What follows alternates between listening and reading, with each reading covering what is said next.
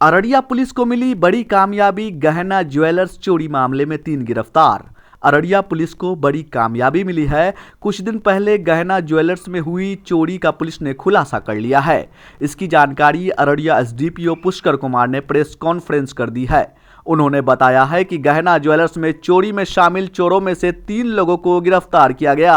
गिरफ्तार लोगों में नईम, शहबाज, सुफियान शामिल है। इनके पास से मोबाइल, चांदी का गहना व एक बाइक बरामद हुआ है।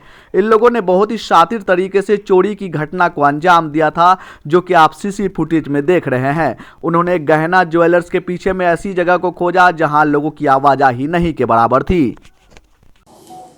सर, ये किस मामले का उद्भेदन हुआ है, क्या मामला था? विगत दिनों दिनांक 7/8 की रात्रि गहना ज्वेलर्स में एक चोरी की घटना हुई थी, जिसमें चोर जो है इस मार्केट कॉम्प्लेक्स में पीछे के सहारे से घुसे थे। प्रवेश करने के बाद इन्होंने गैस कटर और गैस सिलेंडर लेके आए थे, उससे कटिंग करके और गहना ज्वेलर्स में चोरी का अंजाम दिया था घटना का।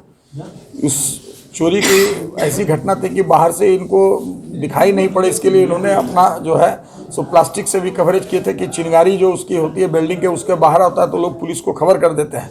ऐसा पिछले कई बार हुआ है कि लोग चिंगारी देख के खबर किए, जिसमें कि इंटरसेप्शन होकर लोग पकड़ाए भी हैं। कटिहार में ऐसी घटना हुई थी, तो उसका प्रिकॉशन लेते हुए ये काला रंग का पॉलीथीन भी लाए थे और शातिर तरीके से ये चोरी की घटना को अंजाम देकर चले गए। घटना स्थल पर 2 सिलेंडर और इक्विपमेंट जो था तोड़ने का सूमा, उसके बाद रेंच और छोटा सिलेंडर, पेचकस और सभी नया था, बरामद हुआ है। तो लगता था कि नया खरीद करके रेकी करके इसको बहुत साफ तरीके से इस घटना को अंजाम दिया गया है। और इस लोगों के अभियुक्त के द्वारा काफ़ी मेहनत की गई थी उस घटना को अंजाम देने के लिए कि पीछे के तरफ से वैसा रास्ता, जटिल रास्ता था जिससे कि आम लोग कभी आवाजाही नहीं करते थे। और उस रास्ते में तत्काल इन्होंने सीढ़ी को बनाया, वहीं पर मैंने कि सो जो बांस बल्ला थे उसमें रस्सी को बांध के, रस्सी भी अपने साथ लाया था और अपराध करने के बाद ये अपने सारे औजार को भी छोड़ दिया था। पुलिस के लिए ये घटना चुनौती के रूप में थी।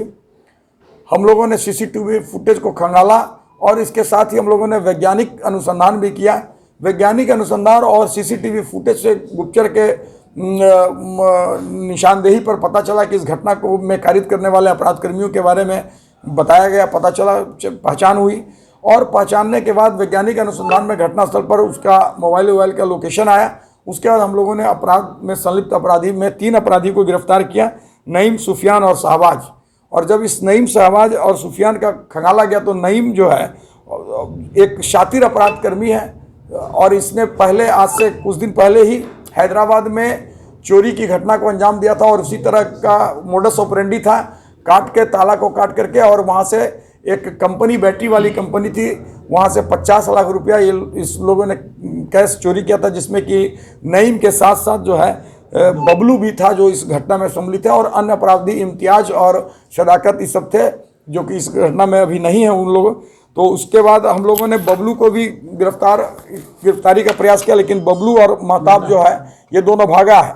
महताब ये अपराधी वही है जो कि कुछ दिन पहले, 1.5 साल पहले एमआई का एक सर्विस सेंटर में चोरी करके मोबाइल की चोरी कर लिया था, कटिंग करके उसी तरह से ताला काट के चोरी हुआ था, जिसमें महताब गिरफ्तार हुआ था और जेल गया था और उसमें से चोरी गया मोबाइल भी बरामद हुआ था। शहबाज जो है ये अभी जो है सो यहाँ पे रह रहा था, डेरा बदल कर अभी पलासी थाना अंतर्गत में रह रहा था।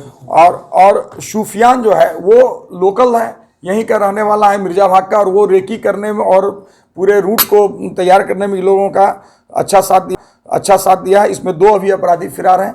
नईम के निशानदेही पर इसने जो कुछ जेवरात बरामद हुए हैं जिसकी पहचान अभी कराई जाएगी। सुफियान के यहाँ से बरामद हुआ है और इस कांड का अभी उद्भेदन है और अन्य गिरफ्तारी और अन्य पहलुओं पर भी जांच अभी चलेगी। सर, ये तीनों कहाँ से गिरफ्तार हुए? ये तीनों विभिन्न जगहों से गिरफ्तार हुए हैं। इन लोगों को हम लोगों ने, नईम और सुफियान को अररिया से गिरफ्तार किया है और उसको पलासी से गिरफ्तार किया, तीसरा को।